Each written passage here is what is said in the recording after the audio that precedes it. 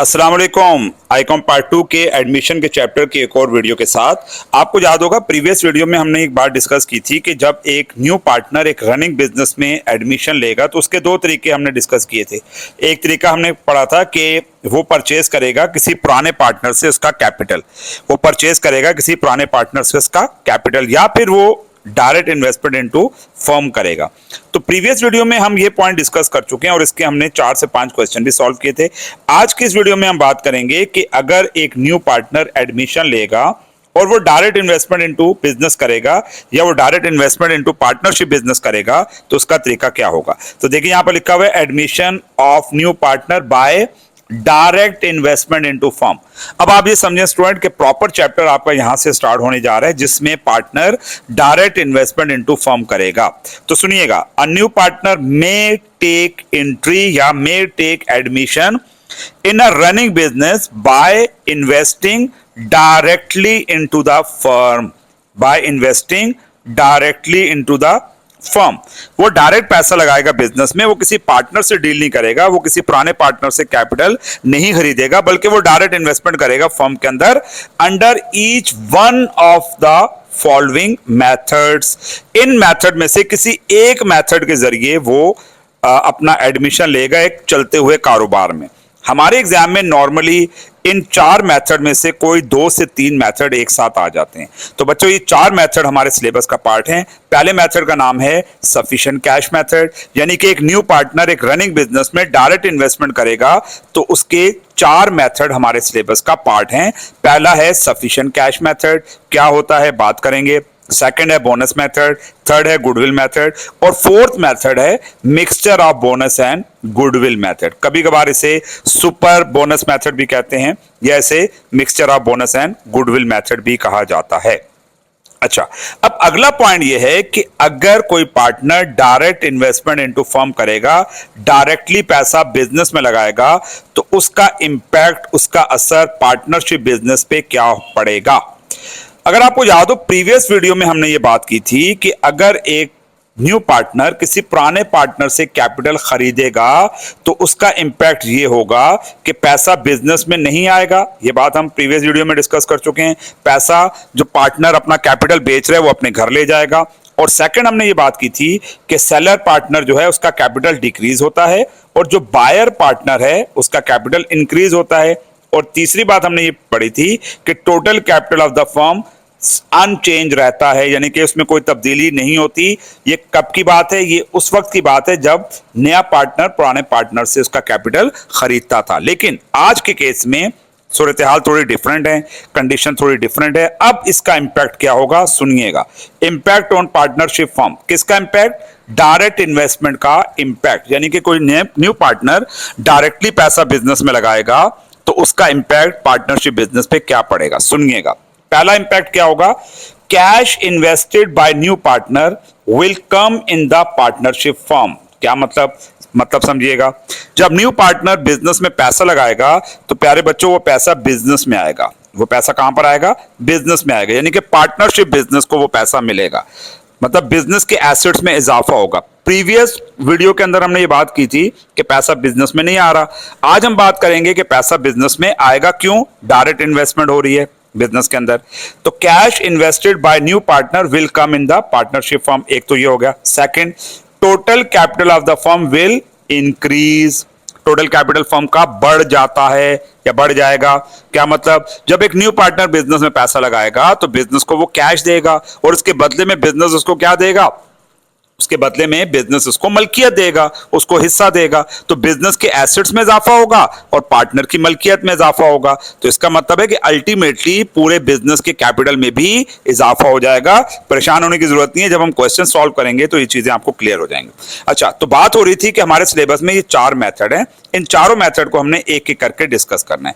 तो आज के इस वीडियो में सफिशिएंट कैश मेथड को हम डिस्कस करेंगे।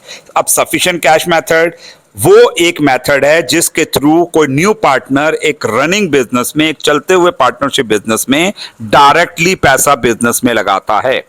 एक न्यू पार्टनर एक रनिंग बिजनेस में डायरेक्टली पैसा बिजनेस में लगाता है। ये सफिशिएंट कैश मेथड वो मेथड है। अच्छा, अब एग्जाम में एक चीज जो बच्चों को परेशान करती है वो ये होती है कि एग्जामिनर आपसे इन चारों मेथड में से कोई 2 से 3 मेथड एक साथ पूछ लेता है। अब प्रॉब्लम स्टूडेंट के लिए आती है कि अब वो कैसे पहचानेंगे कि ये कौन सा मेथड है, क्योंकि हर मेथड को सॉल्व करने का तरीका डिफरेंट है। हर मेथड को सॉल्व करने का तरीका डिफरेंट होता है। तो अब आपको समझना पड़ेगा पेपर में कि हमारे एग्जाम में कौन सा मेथड आया कि सफिशिएंट कैश मेथड आया हुआ है, या बोनस मेथड है, या गुडविल मेथड है, या मिक्सचर मेथड है।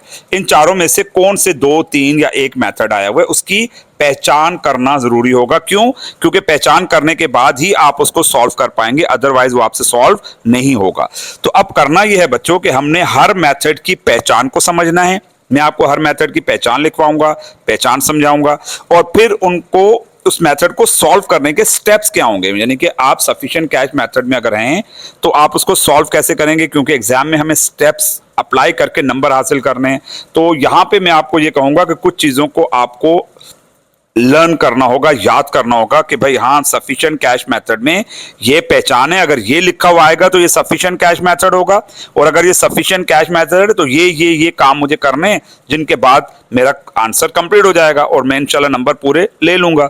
तो मैं आपको हर मेथड में पहचान भी लिखवाऊंगा, बताऊंगा, समझाऊंगा, और उसके स्टेप भी। तो चलें स्टार्ट करते हैं सफिशिएंट कैश मेथड से। सबसे पहले तो आपको बच्चों ये समझना है कि सफिशिएंट जो वर्ड है इसका मतलब क्या।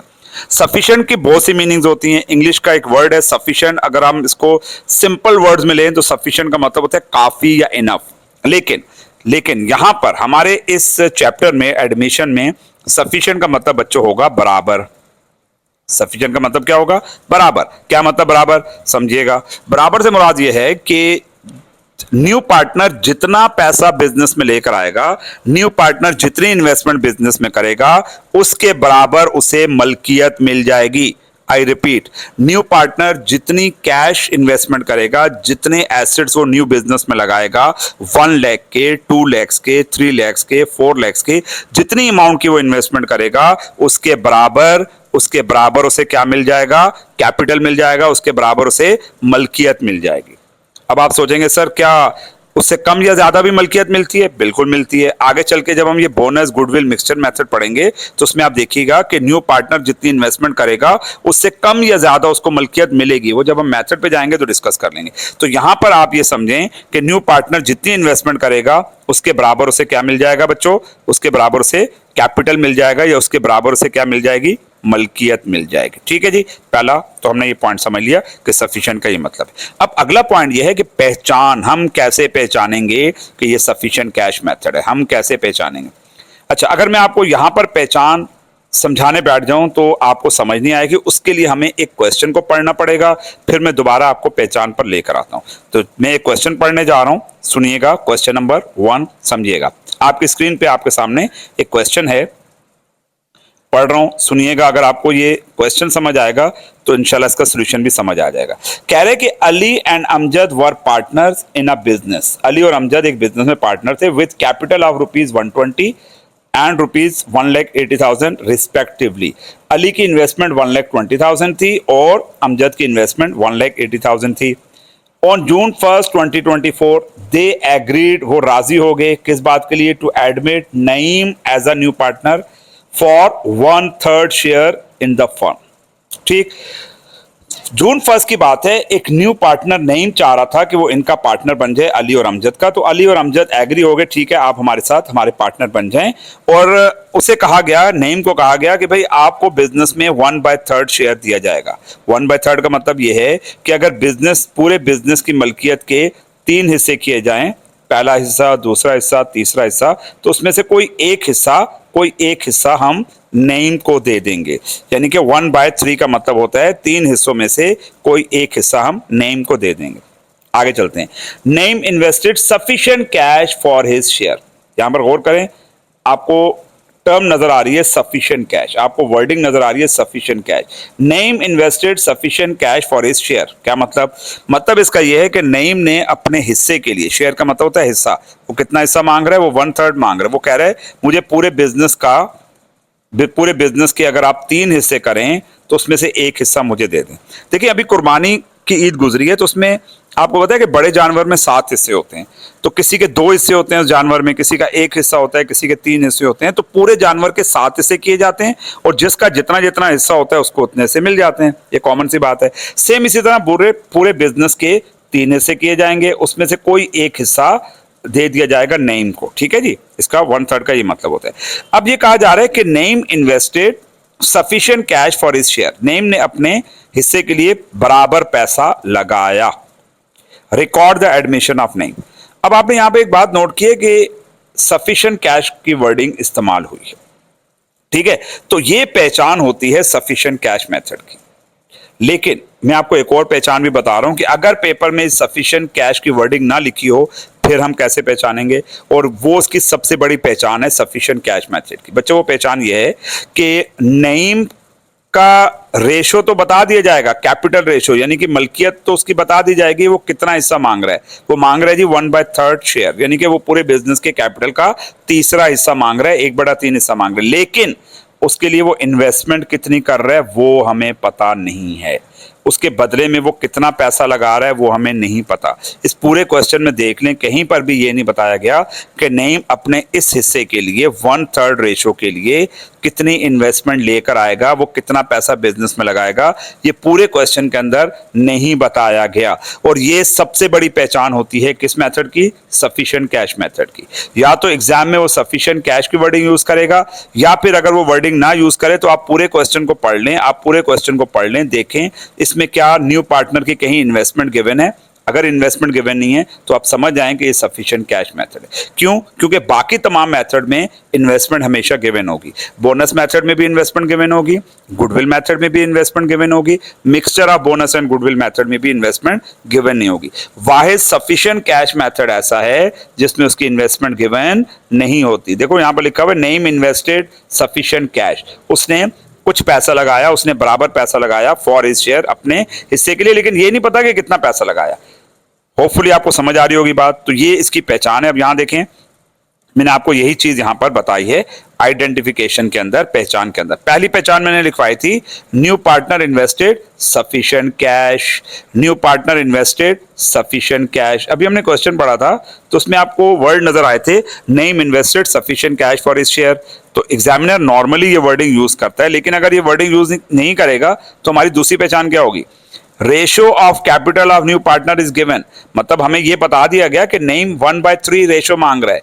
नईम कह रहा है मुझे टोटल कैपिटल में 1/3 का मालिक बनाओ, यानी कि रेशो ऑफ कैपिटल पता है। रेशो का मतलब उसका हिस्सा, किसका? कैपिटल का हिस्सा किसके? न्यू पार्टनर के, इज गिवन। वो हमें पेपर में बताएगा, but his investment will not be given. और ये बच्चों सबसे बड़ी पहचान है, ये सबसे बड़ी पहचान है कि उसकी इन्वेस्टमेंट गिवन नहीं होगी। तो ये याद रखने वाली बातें हैं, इनको याद रखना है। अच्छा, पहचान करने के बाद अब जाहिर क्वेश्चन को सॉल्व भी करना है, एग्जाम में क्वेश्चन को सॉल्व भी करना है। सफिशिएंट कैश मेथड को सॉल्व करने के 3 स्टेप्स हैं, step number 1, step number 2 and step number 3, बल्कि स्टेप नंबर 4। 4 स्टेप हैं। चौथे स्टेप में एंट्री बनती है। बेसिकली कंप्यूटेशन वगैरह के 3 स्टेप होते हैं, चौथे में एंट्री हम बना देते हैं। तो कुल मिलाकर इसके 4 स्टेप्स हैं। ये 4 के 4 स्टेप्स आपको याद रखने हैं और एग्जाम में इसी सीक्वेंस से, जिस सीक्वेंस से मैंने बताया हुआ step number 1, step number 2, step number 3 and step number 4 को अप्लाई करके इंशाल्लाह अपने सॉल्यूशन को कंप्लीट करना है। तो एक काम करते हैं, हम बाकायदा इसका एक क्वेश्चन करते हैं और क्वेश्चन की मदद से मैं आपको ये सारे स्टेप समझाऊंगा। अदरवाइज आपको यूं समझाने बैठ जाऊंगा तो वर्बली आपको समझ नहीं आएंगे। तो चलें एक क्वेश्चन को पढ़ते हैं जो अभी हमने पढ़ा था, इसको सॉल्व करते हैं और देखते हैं कि सफिशिएंट कैश मेथड कैसे काम करता है। क्वेश्चन वैसे हम ऑलरेडी पढ़ चुके हैं, एक बार फिर पढ़ लेते हैं। कह रहे कि Ali and Amjad were partners in a business with capital of 1,20,000 and rupees 1,80,000 respectively। अब यहाँ पे बच्चों आपको 2 पार्टियां बनानी हैं, एक ओल्ड पार्टनर की और एक न्यू पार्टनर की। यहाँ देखिए अली और अमजद जो हैं ये ओल्ड पार्टनर्स हैं। Ali and Amjad old partners हैं। ये आपको एक पार्टी बना ली, एक ग्रुप बना लेना है। और नईम एक न्यू पार्टनर के तौर पर हमारे सामने आ रहा है। ठीक है जी, तो 2 ग्रुप बन गए, एक ओल्ड पार्टनर्स का और एक न्यू पार्टनर का। अच्छा, आगे कह रहा है नेक्स्ट पॉइंट में, on June 1 On June 1st, 2024, they agreed to admit Naeem as a new partner for 1/3 share in the firm. Naeem invested sufficient cash for his share. Record the admission of Naeem. Record यानी कि journal बनाएं, लेकिन journal से पहले कुछ basic steps हैं, कुछ basics computation हैं जो आपको करनी होंगी और उसके बाद फिर आप एंट्रीज की तरफ बढ़ेंगे। तो step number 1, step number 2, step number 3 and step number 4 इस तरीके से आपको सॉल्व करना है। सबसे पहले बच्चों क्या तरीकाकार होगा, सबसे पहले तो आपने पार्टनर्स के नाम लिखने हैं। पार्टनर्स के नेम में अली, अमजद और तीसरे पार्टनर है नईम। तो आपने इनके पूरे या तो नाम लिख लेना है या नाम का पहला लेटर भी काफी होगा। आपने सबसे पहले अपनी आंसर शीट पे वो लिखना है। उसके बाद आपको एग्जामिनर को ये बताना है कि कौन सा मेथड है, ये सफिशिएंट कैश मेथड है, सफिशिएंट कैश मेथड है, तो आपने इस मेथड का हवाला देना है। उसके बाद पहला स्टेप, स्टेप नंबर 1, यहां देखिए मैंने ये स्टेप लिखे हुए हैं, step number 1, step number 2, 3 and 4। पहले स्टेप में बच्चों आपको ये करना होता है show capital ratio of new partner. क्या मतलब, नया पार्टनर कितना कैपिटल रेशो मांग रहा है, नया पार्टनर कितना हिस्सा मांग रहा है। अगर आप अपने इस क्वेश्चन में आए तो नईम जो है वो कितना हिस्सा मांग रहा है, नईम हिस्सा मांग रहा है 1/3। तो आपको सबसे पहले स्टेप नंबर 1 में आपको रेशो ऑफ नेम शो करना है, ये आपका पहला स्टेप है। ठीक है, आपको बाकायदा पेपर में यूं नहीं लिखना स्टेप नंबर 1, अपने माइंड में रखना है कि ये मेरा पहला स्टेप होगा, मेरा पहला कदम होगा। रेशो ऑफ नेम आपको शो करना है, कोई भी न्यू पार्टनर है जो भी नाम दिया होगा उसका रेशो। अब हमारी इस एग्जांपल में नेम का नाम दिया हुआ है और नेम का रेशो कितना है 1/3, तो हमने लिखा ratio of Naeem is equal to 1/3। ठीक, अब इसको समझना है 1/3 का मतलब क्या है। बेसिकली बच्चों 1/3 का मतलब ये होता है कि 3 में से 1, अगर एक बिजनेस है उसके अगर हम 3 हिस्से कर लें तो उसमें से एक हिस्सा नेम को दे दिया गया, यानी कि पूरे बिजनेस के कैपिटल में, पूरे बिजनेस की मलकियत में से एक हिस्सा नेम को मिल गया। कितने हिस्सों में से, एक हिस्सा, दूसरा हिस्सा और तीसरा हिस्सा, ये 3 हिस्से हैं, उसमें से एक हिस्सा किसका है, नेम का, और बाकी 2 जो हिस्से हैं वो बाकी पार्टनर्स के। ठीक है, बात क्लियर हो रही है। या आप इसको यूं समझ लें कि एक चीज है, एक समझ लें कि एप्पल है, एप्पल के मैं अगर 3 हिस्से करता हूं और एक हिस्सा मैं ले लेता हूं तो आप लोगों के लिए एप्पल के 3 हिस्सों में से कितने बचेंगे, 2। तो उसके बाद जो बाकी हिस्सा होगा वो अली और अमजद का होगा। वो किसका होगा, अली और अमजद का। अब अली और अमजद का रेशो कैसे निकलेगा, 3 में से 2, यानी कि 2/3।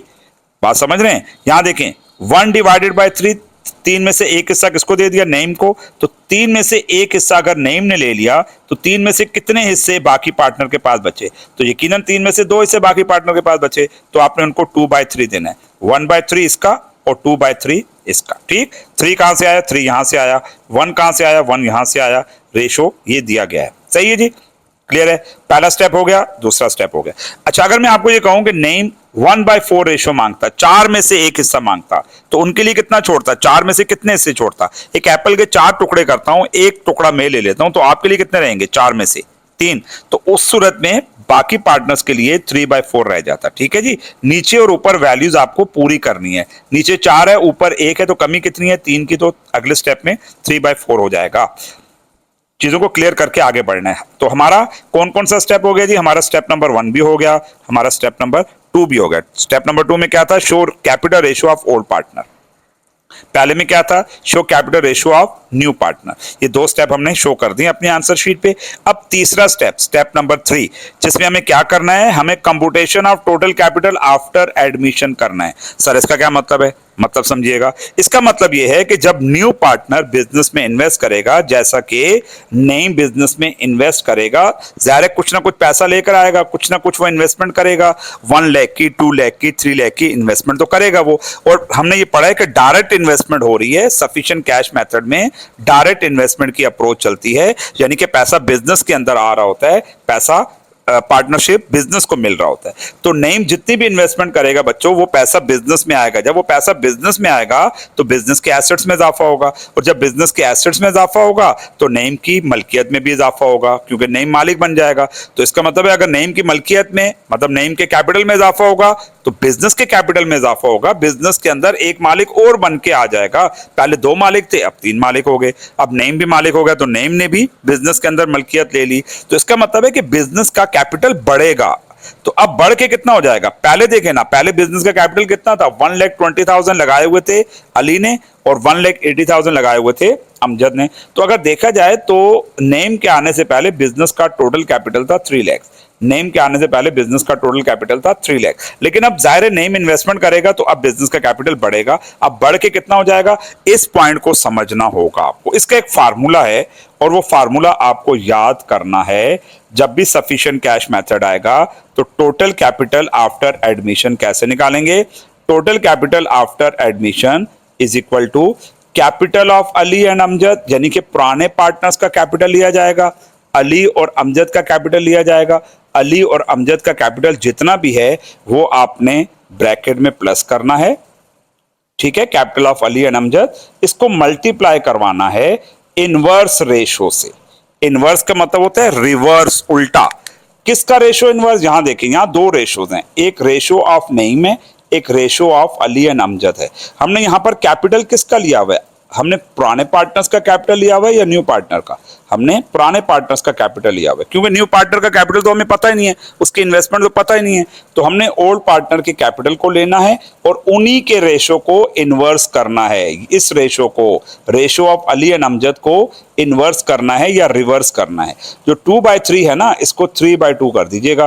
किसके ऊपर, इनके लगाए गए कैपिटल के ऊपर, 120 और 180 के ऊपर। तो आपके पास टोटल कैपिटल आफ्टर एडमिशन आ जाएगा 3 लाख के ऊपर 3/2 लगा देंगे, 3/2 यहां से आएगा, इसको इनवर्स कर देंगे, इसको रिवर्स कर देंगे।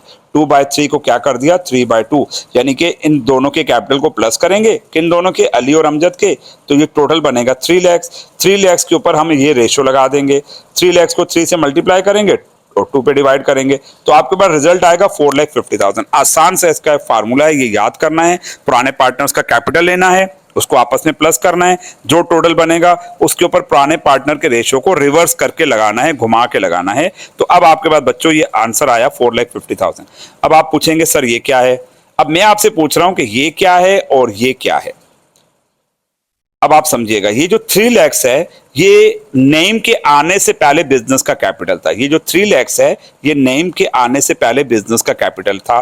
तो ये क्या है, ये नेम के आने के बाद बिजनेस का कैपिटल हो गया। ये 4,50,000 नेम के आने के बाद बिजनेस का कैपिटल हो गया। इसका मतलब क्या है, इसका मतलब ये है कि पहले अगर 3 लाख कैपिटल था और अब 4,50,000 हो गया, तो बच्चों इसका मतलब है नेम ने बिजनेस में 1,50,000 की इन्वेस्टमेंट की, नेम ने बिजनेस में 1,50,000 की इन्वेस्टमेंट की।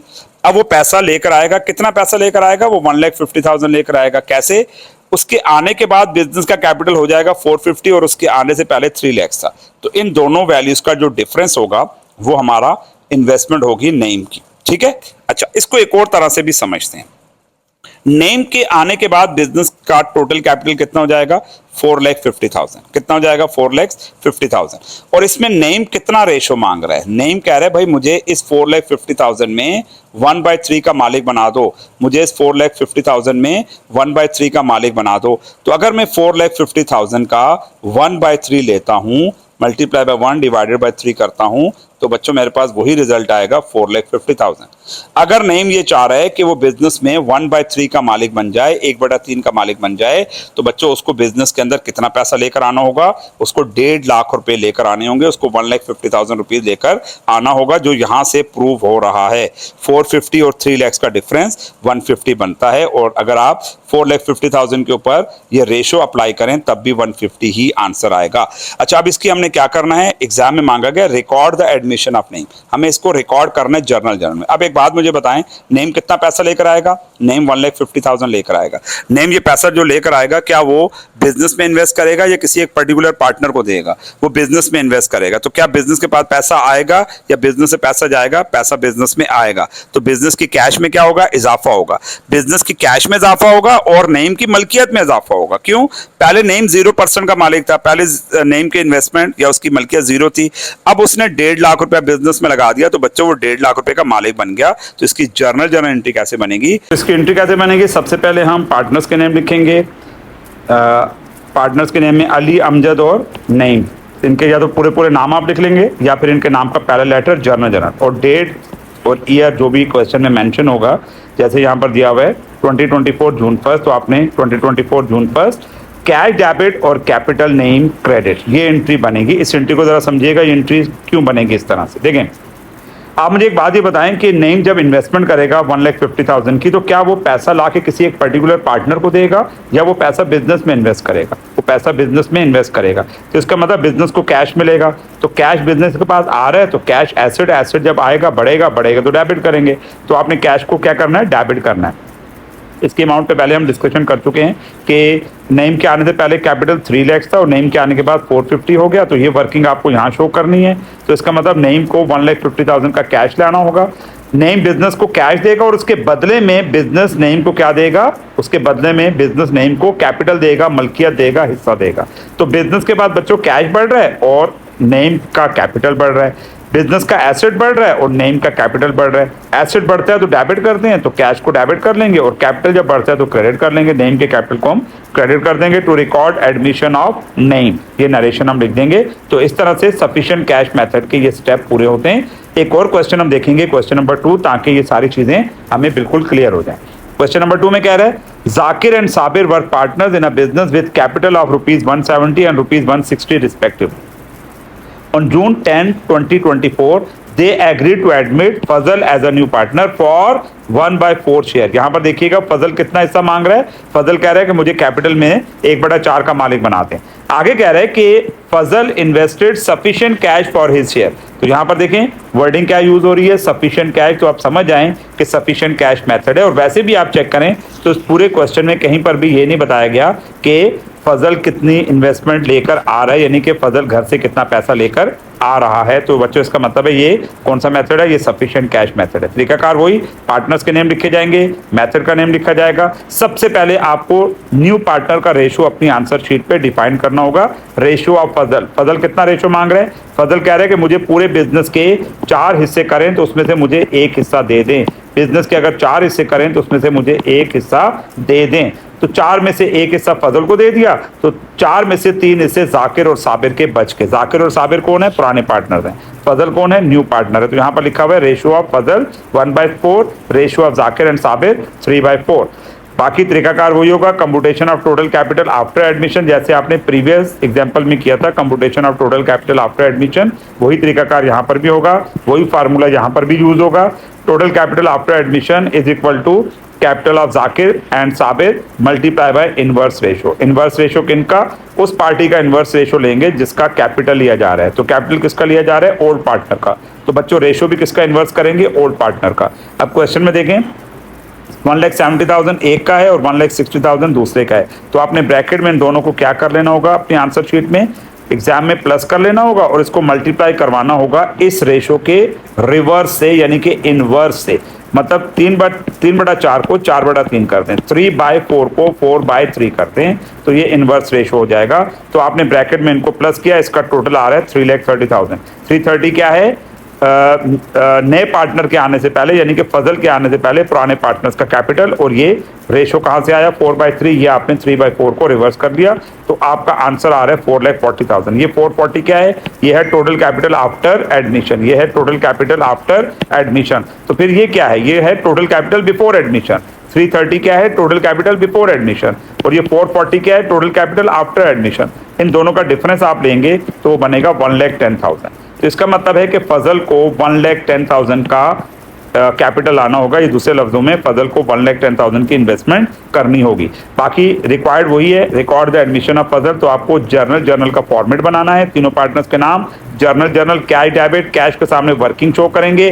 4,40,000 फजल के आने के बाद और 3,30,000 फजल के आने से पहले का कैपिटल है, तो दोनों का डिफरेंस ले लेंगे तो ये बनेगा 1,10,000। या फिर आप इसको एक और तरह से भी कर सकते हैं। देखिए फजल के आने के बाद टोटल कैपिटल कितना हो जाएगा?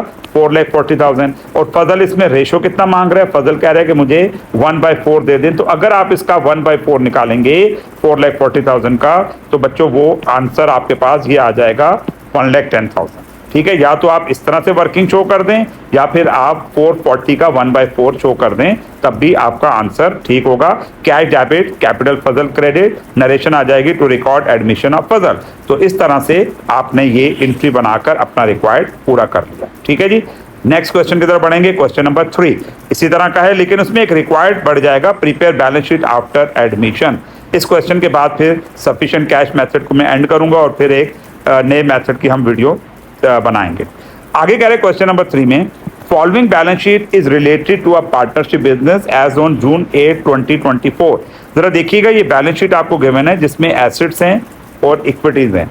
एसेट साइड पे अगर आप देखते हैं तो आपके पास कैश है, आपके पास प्रीपेड सैलरीज है, आपके पास मशीन है। इक्विटीज में देखते हैं तो अकाउंट पेबल है, कैपिटल समीर और कैपिटल नोमान। इसका मतलब ये दो पुराने पार्टनर्स हैं, एक समीर है और एक नोमान है, और इनके इतने इतने कैपिटल लगे हुए, इतने इतने उन्होंने इन्वेस्टमेंट की हुई है।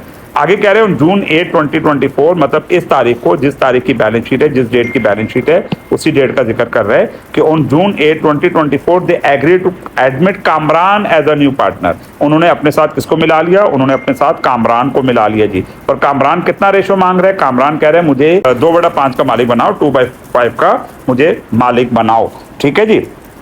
अच्छा, तो अब वो 2/5 के लिए कुछ इन्वेस्टमेंट लेकर आएगा। Kamran invested sufficient cash for his share. Kamran ने अपने हिस्से के लिए 2/5 हिस्से के लिए कुछ कैश इन्वेस्ट किया, यानी कि कुछ कैश इन्वेस्ट किया। सफिशिएंट कैश का यहाँ पर भी वर्ड आया हुआ है और पूरे क्वेश्चन में कहीं पर भी ये नहीं बताया गया कि कामरान जो 2/5 का रेशो मांग रहा है उसके लिए वो कितनी इन्वेस्टमेंट आएगा। तो बच्चों आप समझ जाएं कौन सा मेथड है, ये सफिशिएंट कैश मेथड है, ये सफिशिएंट कैश मेथड है। Required record the admission of Kamran, prepare balance sheet, तरीकाकार वही, तीनों पार्टनर्स के नाम, सफिशिएंट कैश मेथड। सबसे पहले आपने बताना है रेशो ऑफ कामरान। कामरान कितना रेशो मांग रहा है? कामरान 2/5 मांग रहा है, यानी कि कामरान कह रहा है मुझे 5 में से 2 हिस्से दे दो। पूरे कैपिटल के 5 हिस्से करो, उसमें से 2 हिस्से मुझे दे दो। तो अगर 5 में से 2 हिस्से वो ले लेगा तो बाकी पार्टनर्स के लिए कितना छोड़ेगा? बाकी पार्टनर्स के लिए वो 3/5 छोड़ेगा, यानी कि 5 में से 3 रेशो। तो वही तरीकाकार होगा बच्चों, रेशो ऑफ कामरान लिखना है, ratio of Sameer and Noman लिखना है।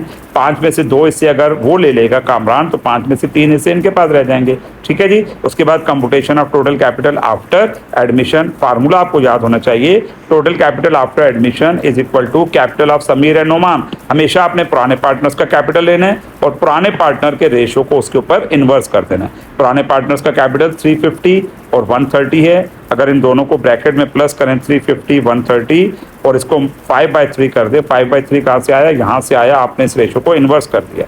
तो 350 प्लस 130 इज इक्वल टू 480। इसके ऊपर 5/3 अप्लाई करेंगे तो 8 लाख आ जाएगा। बच्चों ये 8 लाख क्या है? ये टोटल कैपिटल आफ्टर एडमिशन है। तो ये 480 क्या है? ये टोटल कैपिटल बिफोर एडमिशन है। यानी कि कहने का मतलब ये है कि कामरान के आने से पहले बिजनेस का कैपिटल 480 था और कामरान के आने के बाद बिजनेस का कैपिटल हो जाएगा 8 लाख। तो इसका मतलब इन दोनों का जो डिफरेंस होगा वो इन्वेस्टमेंट ऑफ कामरान होगी। वो क्या होगी? इन्वेस्टमेंट ऑफ कामरान, जो कि बनती है 3,20,000। ठीक है जी। अब इसको हम जर्नल एंट्री में भी शो कर देंगे। एंट्री क्या बनाएंगे? तीनों पार्टनर्स के नाम लिखेंगे, जर्नल जो भी डेट पेपर में गिवन होगी, cash debit, capital Kamran credit, working show करेंगे 8 लाख माइनस 480। ठीक है। कहाँ से आया 8 लाख? ये 8 लाख। और कहाँ से आया 480? ये वाला 480। इन दोनों का डिफरेंस, या फिर वो तरीकाकार भी आप कर सकते हैं कि टोटल कैपिटल आफ्टर एडमिशन कितना हो गया? 8 लाख। और उसमें कामरान कितना रेशो मांग रहा है? बच्चों उसमें कामरान रेशो मांग रहा है 2/5। तो अगर आप इसका 2/5 ले लेंगे तो आपके पास आंसर वही आना चाहिए 3,20,000। इसको आप कैलकुलेटर में चेक कर लीजिएगा। एंट्री बनी cash debit, capital Kamran credit 3,20,000 से to record admission of Kamran. ठीक है जी। ये हो गया पहला रिक्वायर्ड। अब वो आपको कह रहे हैं prepare balance sheet after admission. बच्चों बैलेंस शीट में क्या होगा? ये हमारे पास पहले का कैश पड़ा हुआ है और कुछ कैश कामरान और लेकर आएगा, कुछ कैश कामरान और लेकर आएगा। कामरान कितना कैश लेकर आया? कामरान 3,20,000 का कैश लेकर आया। तो हमें क्या करना होगा? बैलेंस शीट में इस पुराने कैश के अंदर नए कैश को क्या कर लेना होगा? प्लस, क्योंकि वो पैसा बिजनेस को दे रहा है। तो बैलेंस शीट देखें किस तरह से बनेगी। पार्टनर्स के name balance sheet as on assets, current asset में आपने कैश लेना है, पुराना कैश कौन सा? जो क्वेश्चन में आपको गिवन है 40,000, और इसमें आपने ऐड करना है ये वाला कैश जो न्यू पार्टनर लेकर आएगा, जो यहाँ पर आपको नजर आ रहा है 320। तो आपने 320 पुराने वाले कैश में ऐड कर लेना है। तो अब आपके बिजनेस में कैश कितना हो जाएगा? 360। और इसके बाद ये प्रीपेड सैलरी, इस पर कोई इम्पैक्ट नहीं आएगा, इस पर कोई असर नहीं आएगा। तो इसको आपने प्रीपेड सैलरी को करंट एसेट में लेना है। आपको होता है ना प्रीपेड करंट एसेट्स होते हैं, तो करंट एसेट में ले लिया। उसके बाद मशीन आपको गिवन है, मशीन तो सबको पता है, हम सबको पता है कि मशीन फिक्स एसेट है, इसको फिक्स एसेट में रिपोर्ट कर दिया एज इट इज, तो ये हमारी एसेट साइड कंप्लीट होगी। और इक्विटी साइड पे account payable as it is रहेगा, कोई फर्क नहीं आएगा। तो अकाउंट पेबल मैंने करंट लायबिलिटी में 90,000 ले लिया। उसके बाद ओनर्स कैपिटल, अब यहाँ पर देखें समीर के कैपिटल पे कोई इंपैक्ट नहीं पड़ेगा, नुमान के कैपिटल पे कोई इंपैक्ट नहीं पड़ेगा। क्यों? एंट्री चेक करें, एंट्री में कहीं पर भी किसी भी पुराने पार्टनर का कैपिटल ना डेबिट हो रहा है ना क्रेडिट हो रहा है। तो इसका मतलब पुराने पार्टनर्स के कैपिटल एज इट इज ही रहने वाले हैं सफिशिएंट कैश मेथड, क्योंकि इसमें कोई पार्टनर अपना हिस्सा बेच नहीं रहा, कोई पार्टनर अपना कैपिटल बेच नहीं रहा। तो आपने इनके कैपिटल को एज इट इज एज पर क्वेश्चन जो गिवन है 350 130 वो आपने यहाँ बैलेंस शीट में शो कर देने हैं। सिर्फ चेंज ये आएगा कि यहाँ न्यू पार्टनर की एंट्री हो जाएगी, कैपिटल कामरान 3,20,000, ये कहाँ से आएगा? ये यहाँ से आएगा कैपिटल कामरान। तो आपने तीनों पार्टनर्स की एंट्री कर लेनी है और टोटल कर लेना है, दोनों साइड्स का टोटल बराबर हो जाएगा। अच्छा, अब आप चेक करेंगे, इसको क्रॉस चेक करें, अगर मैं इन तीनों को प्लस करता हूं, इन तीनों वैल्यूज को प्लस करता हूं, तो मेरे पास रिजल्ट 8 लाख आना चाहिए। क्यों? क्योंकि ये टोटल कैपिटल आफ्टर एडमिशन है और ये हमारे पास जो टोटल कैपिटल आफ्टर एडमिशन है ये भी 8 लाख ही आ रहा है और बैलेंस शीट जो बनी है वो भी आफ्टर एडमिशन बनी है। तो इन तीनों के कैपिटल को अगर मैं ऐड करता हूं तो ये भी 8 लाख ही बनेगा। तो इस तरीके से हमारा सफिशिएंट कैश मेथड कंप्लीट होता है। इंशाल्लाह नेक्स्ट वीडियो में हम बोनस मेथड को डिस्कस करेंगे।